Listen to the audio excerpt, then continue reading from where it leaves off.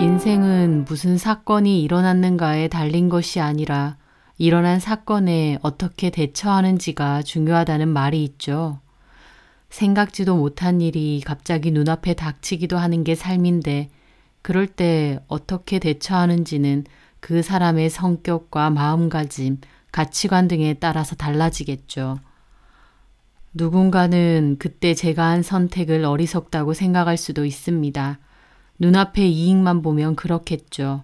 하지만 시간이 지날수록 저는 저의 선택 그리고 아들의 선택도 다 옳았다고 생각합니다. 어떤 일이 있었는지 지금부터 그 사연에 대해 말해볼까 합니다. 그때 당시 저희 남편은 학교 선생님이었고 저는 어린이집을 운영하는 원장이었어요. 저희 아들은 대학 졸업 후 공기업에 취업해 다니고 있었죠. 저희 집은 가족끼리 특히 돈독한 집이었습니다.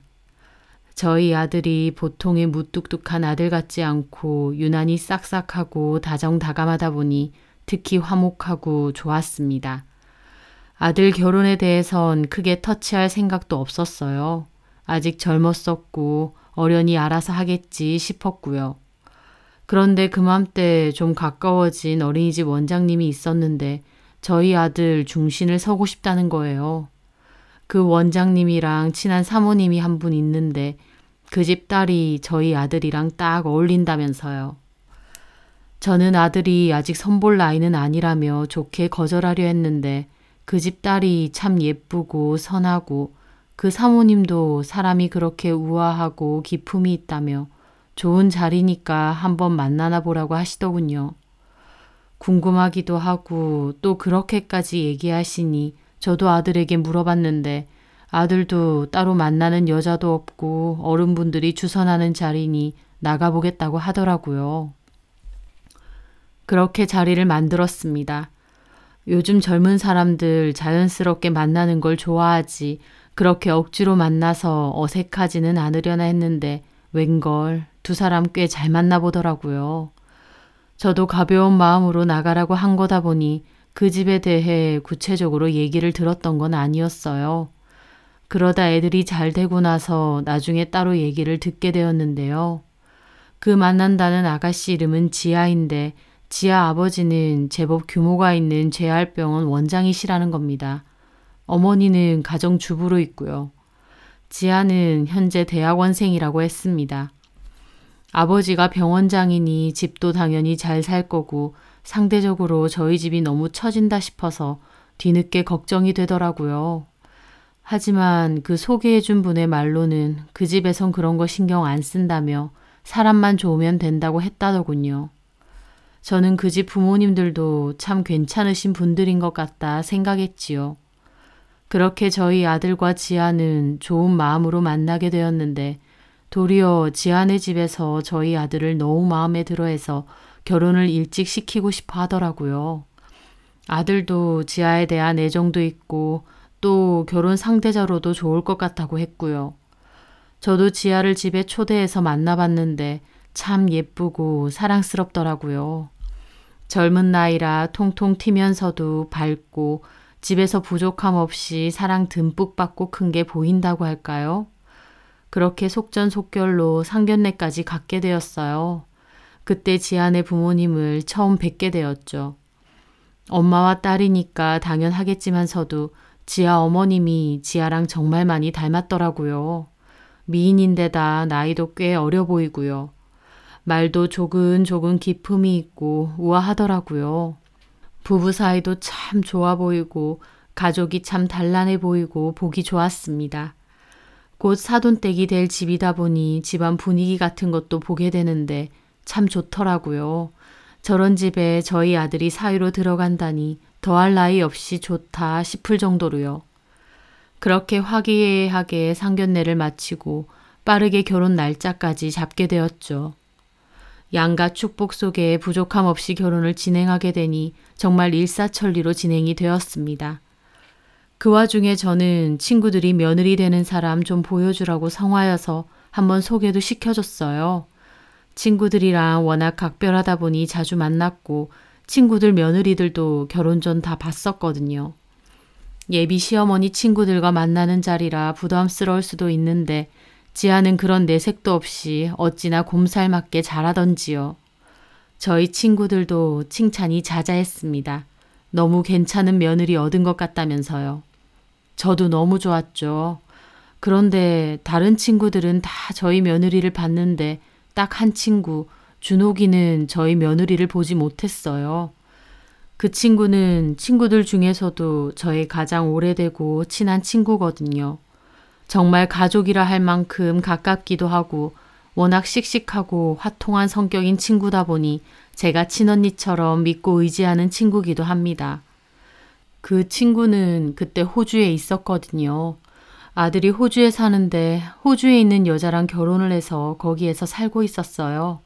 그러다가 손주를 낳았다고 해서 몇 개월간 가서 손주도 실컷 보고 아들네랑 좀 살고 온다고 하더라고요. 자주 갈 수 없으니 한번 간 김에 반년 정도 있다 온다고 했어요. 그 친구도 전화로 민규 결혼한다는데 결혼식은 꼭 가겠다고 하더라고요. 민규한테 자기가 친이모나 다름없지 않냐면서요. 그런데 그 김에 아예 한국으로 들어오는 게 아니라 잠깐 왔다가 다시 돌아간다는 거였죠. 제가 호주에서 여기 오는 게 거리가 얼마고 비행기 값이 얼만데 결혼식 참석하려고 굳이 올 필요 없다고 했습니다. 하지만 그 친구는 비행기 값 그거 얼마 한다고 그러냐며 꼭 온다고 하더라고요. 준옥이는 여기서 큰 골프 연습장을 운영하는데 제 친구 중에서는 제일 부자 친구입니다. 여튼 강경하게 온다고 그러길래 참 고맙다고 생각했죠. 하지만 결국 아들 결혼식에 오지는 못했습니다. 결혼식 전에 호주에서 아들 차 타고 가다가 사고가 났고 치료를 받아야 해서 오기가 힘들다고 했거든요. 먼 타국에서 일어난 사고다 보니 저도 걱정이 엄청 됐는데 워낙 씩씩하고 긍정적인 친구다 보니 이 정도로만 다쳐서 다행이라며 더 크게 났으면 한국 땅 밟기도 전에 하늘나라부터 갈 뻔했다며 오히려 농담을 하더라고요. 그러면서 저한테 민규 결혼식 못 가서 정말 미안하다고 그러는 겁니다. 저는 괜찮다고 몸조리나 잘하라고 했는데 축의금을 100만 원이나 보냈더라고요. 너무 고맙기도 하고 다시 한국 오면 제가 식사 거하게 쏘겠다 했죠. 어쨌든 저희 아들은 결혼을 했고 지어와 신혼살림을 차렸습니다. 그렇게 몇 개월의 시간이 지나고 준옥이도 다시 한국으로 돌아왔어요. 전화 통화를 했는데 한국 와서 통화하니까 더 반갑고 좋더라고요. 그때 다친 데는 괜찮냐니까 멀쩡하다고 운동으로 단련된 몸이라 그런지 끄덕없다고 너스레를 떨었습니다. 너 언제 시간 되니? 내가 밥 한번 살게. 됐어. 야, 내가 사야지. 민규 결혼식도 못 갔는데. 네가 안 오고 싶어서 안 왔니? 축의금도 너무 많이 넣었어. 경민이 결혼할 때 난 그렇게까지 안 넣었구만. 미안하게. 참석 못한 값이야. 어쨌든 고맙다 얘. 내가 소고기 코스로 대접할게. 너 언제 시간 되니? 이번 주에 아무 때나 해. 그보다 너네 며느리 나도 구경 좀 하자. 친구들이 다 너 며느리 잘 얻었다 그러던데? 내가 민규 친이모나 다름없는데 얼굴도 못 봐서 되겠어? 한번 보여줘. 민규도 오라고 하고. 그렇지. 얼굴 봐야지. 내가 우리 며느리한테 한번 물어볼게. 그렇게 며느리에게 말하니 좋다고 하더라고요. 그렇게 약속을 잡았고 며느리와 약속 장소에 갔습니다. 아들은 회사 일 때문에 못 온다 그래서 저희끼리만 볼 생각이었죠. 저희가 먼저 앉아 있으니 반년 만에 보는 준옥이도 곧 오더라고요. 저희는 반갑게 인사를 나눴죠.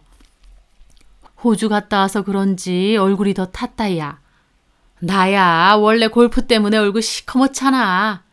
더 탔어. 밤에 보면 이빨밖에 안 보이겠어. 아이고 참. 그러면서 준옥이는 며느리를 보고는 악수를 청하며 환하게 웃더라고요. 반가워요. 안녕하세요. 처음 뵙겠습니다. 아우 듣던 대로 정말 예쁘다. 민규 정말 좋겠다. 준옥이의 농담에 며느리도 부끄러운지 웃더라고요. 그렇게 자리에 앉았고 음식 주문도 했습니다. 준옥이는 선물이라며 제 거랑 며느리 것도 주더라고요. 면세점에서 사온 화장품. 요새 젊은 사람들 많이 쓰는 거라네. 어머, 제 것까지 감사합니다. 결혼식 못 간 게 미안해서. 그렇게 준옥이는 며느리를 가만히 보더라고요. 그런데 준옥이 표정이 뭔가 갸웃하는 겁니다. 저기 이름이 정지아입니다.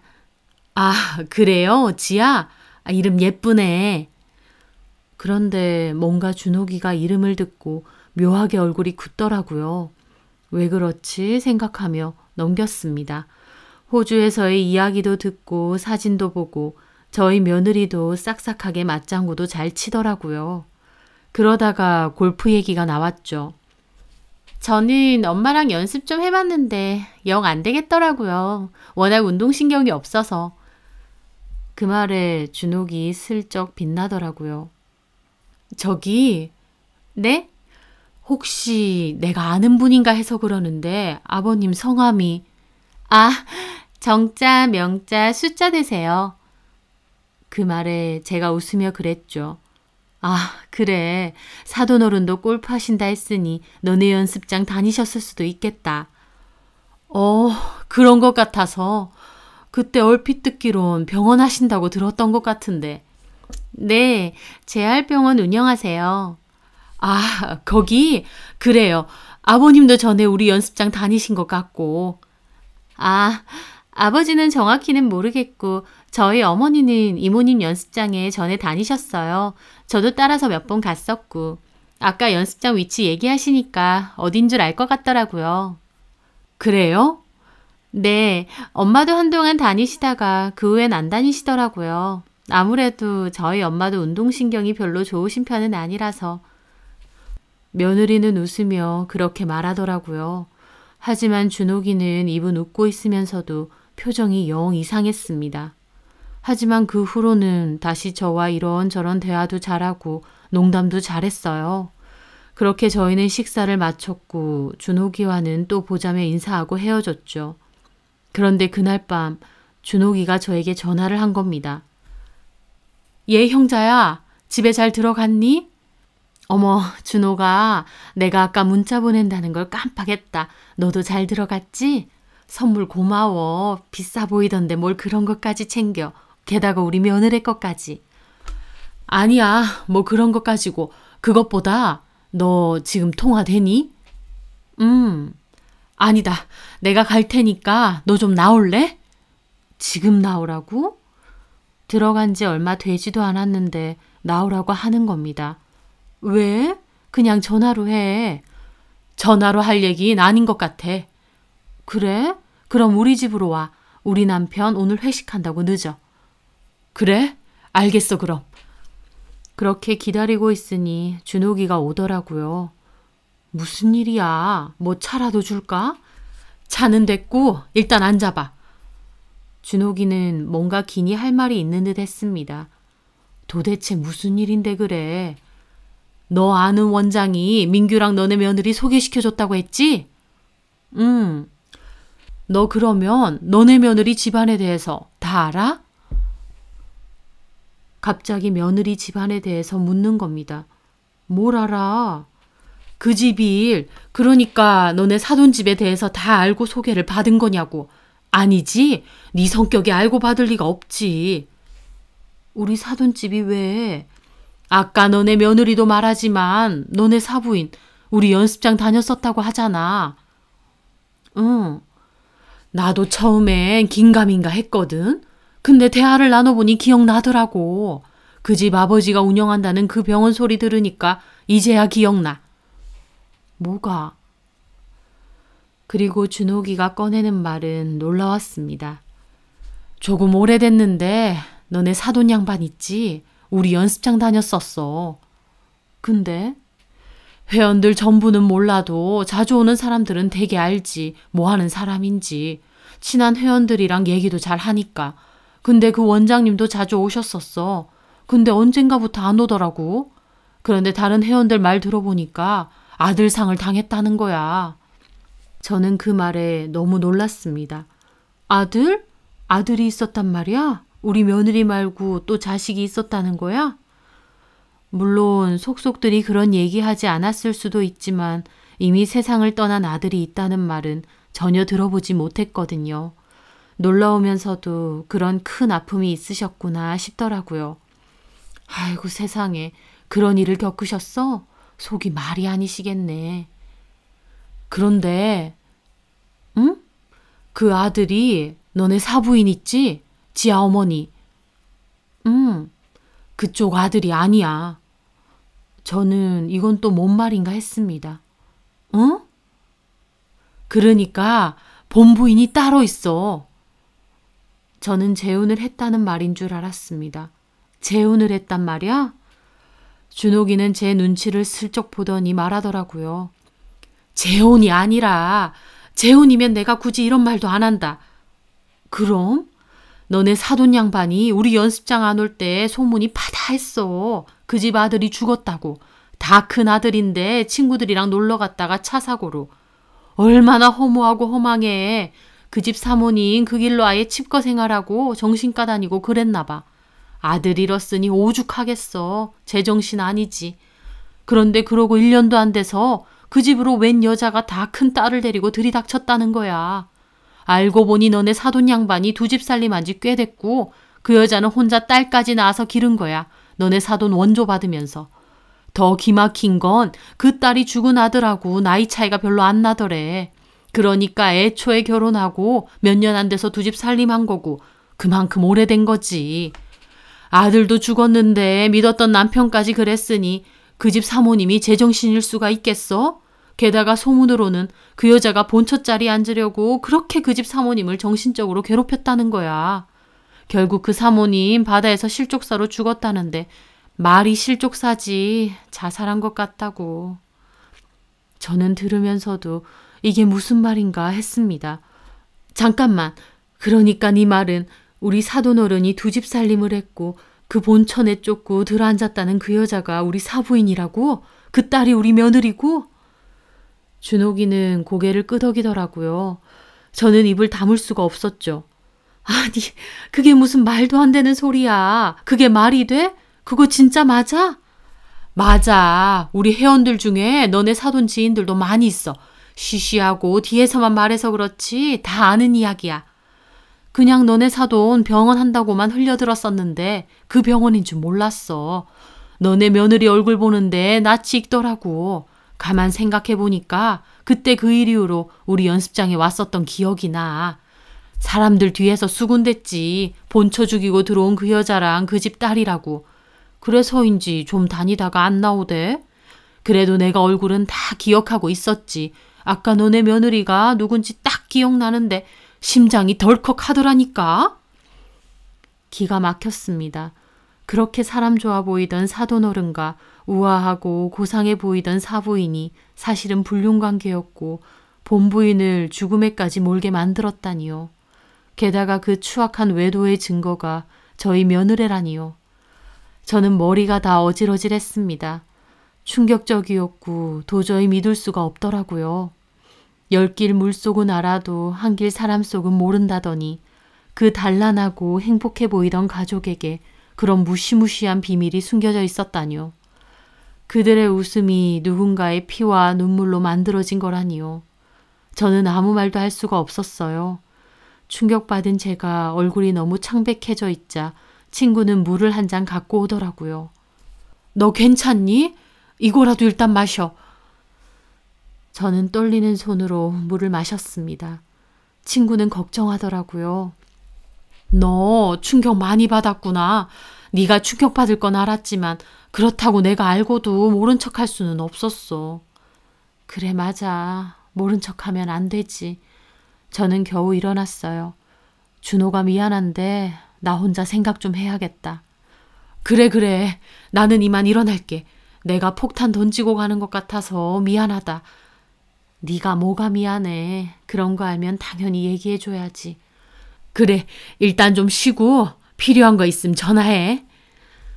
그렇게 준욱이는 돌아갔고 저는 자리에 누워 한참이나 생각하고 또 생각했습니다. 대단하게 남을 돕고 산 건 아니지만 그래도 살면서 남 상처 주고 해 끼치면서 살지는 말아야겠다 생각하며 여지껏 살았어요. 그런데 다름 아닌 저희 사돈집에 그런 끔찍하고 추악한 진실이 있었다니요. 제가 세상에서 가장 사랑하는 저희 아들이 그런 집 사람들과 한 가족이라니요. 생각할수록 기막히고 참을 수가 없더라고요. 물론 한켠에는 준옥이가 잘못한 게 아닐까 싶기도 했습니다. 아무리 아는 지인들이라고 해도 결국 남일 거고 소문일 텐데 뭔가 오해하는 부분이 있을 수도 있으니까요. 그날 잠 한숨 못 자고 머리 싸매고 누웠고 다음날 중신을 섰던 그 원장님에게 전화해서 따졌습니다. 이 사실을 알고 있었냐고요. 알고 보니 그 원장도 다 알고 있더라고요. 알면서도 중신을 선 거였습니다. 오히려 저보고 몰랐냐고 하는데 어찌나 기가 막힌지. 게다가 한다는 소리가 근데 홍 원장님 이미 결혼했고 또 잘 생각해 보세요. 그 집 자식이라곤 딸 하나뿐이잖아요. 그래서요? 아니 나중에 사돈댁 돌아가시면 그 재산 누구 거겠어요. 다 딸한테 줄 건데. 그러면 아드님도 좋은 거 아닌가? 그 병원 건물 독차지하는 거 아니에요. 이미 과거는 과거잖아요. 지나간 일 가지고 뭐하러 얘기하세요. 앞으로의 일만 생각하세요. 솔직한 말로 홍 원장님 집안 형편으로는 그런 집 딸 절대 며느리로 못 얻습니다. 저는 그 소리를 듣는데 기가 막혔습니다. 누가 해달라고 했나요? 그런 얘기를 미리 알았더라면 제가 미쳤다고 저희 아들을 소개시켜줬겠나요? 그런데 오히려 제가 이해 안 된다며 그런 돈 많은 집을 소개시켜줬는데 왜 난리냐는 식이더라고요. 이미 지난 일인데 중요하냐면서요. 그렇게 가만 생각해보니 석연치 않은 부분도 있었습니다. 그 정도 규모의 병원을 갖고 있는 집안이고 딸도 어디 하나 빠지지 않는 교수잖아요. 마음만 먹으면 얼마든지 더 좋은 혼처자리 갈 수도 있는데 평범한 집인 저희 집과 사돈을 맺고 저희 아들을 그렇게 반긴다는 게 좀 신기하기도 했거든요. 사람 하나만 본다더니 정말 그런 분들인가 했고요. 그런데 이제 와서 보니 알만한 사람들은 다 아는 이야기라 숨기고 결혼할 만한 사람을 찾은 것 같았습니다. 그게 결국 우리 집이고 우리 아들인 것 같았죠. 생각할수록 더 기가 막히더라고요. 저는 남편에게도 이 사실을 다 얘기했습니다. 저보다 남편은 더 기막혀 하더라고요. 미친 거 아니야? 불륜관계에다가 전부인은 자살까지 했다고?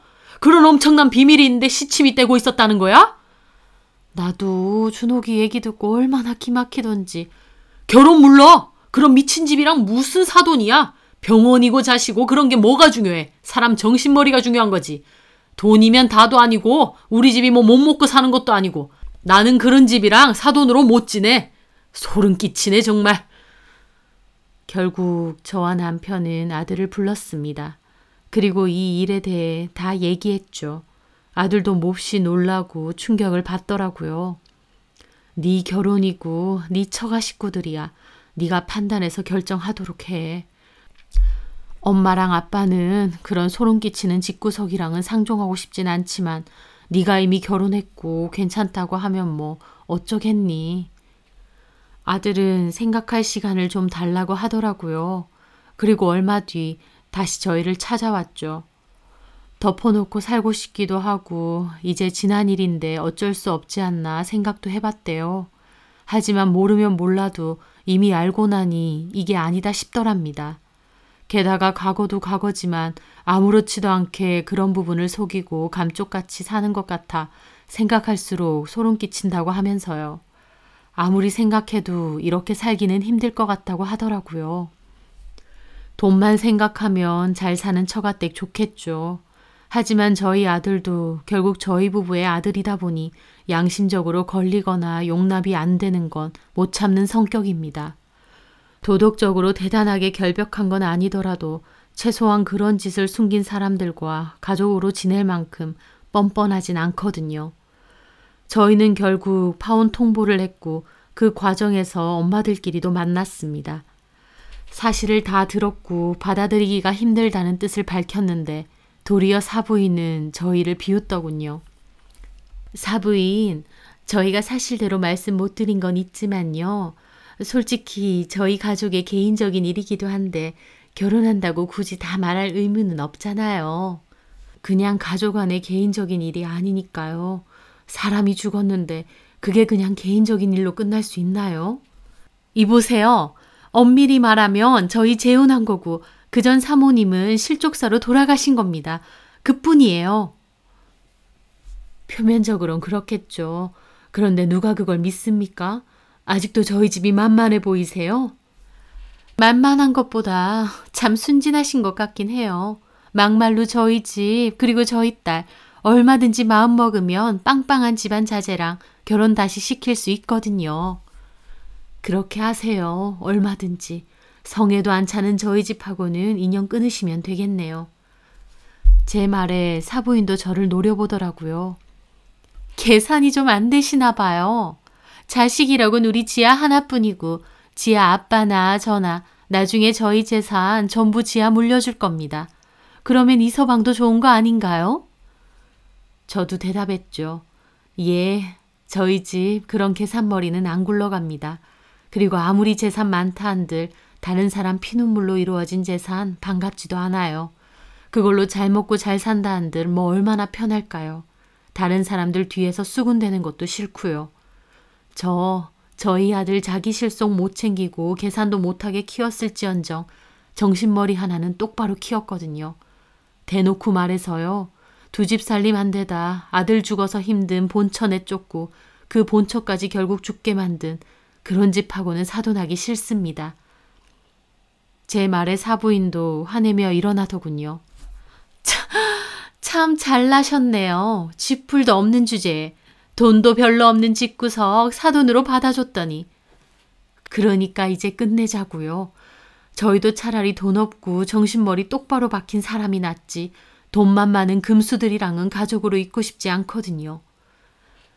제 말에 사부인 부들거리더니 자리를 떠났어요. 결론적으로 그 후에도 이런저런 일이 많았으나 아들은 이혼을 하게 되었습니다. 제가 소개를 시킨 거다 보니 본의 아니게 이혼남이 된 아들에게도 참 미안하더군요. 하지만 그렇게라도 그 집과 끝낸 게 잘했다 싶었습니다. 제 이야기에 어떤 지인들은 바보 같은 선택이라고 하더라고요. 그런 과거는 그냥 모른 척 눈 감으면 그 재산 나중엔 다 아들 거 될 텐데 왜 굳이 나서서 이혼을 시키냐고요. 하지만요. 저나 저희 남편 그리고 저희 아들이 바보나 맹추라서 그런 선택을 한 게 아닙니다.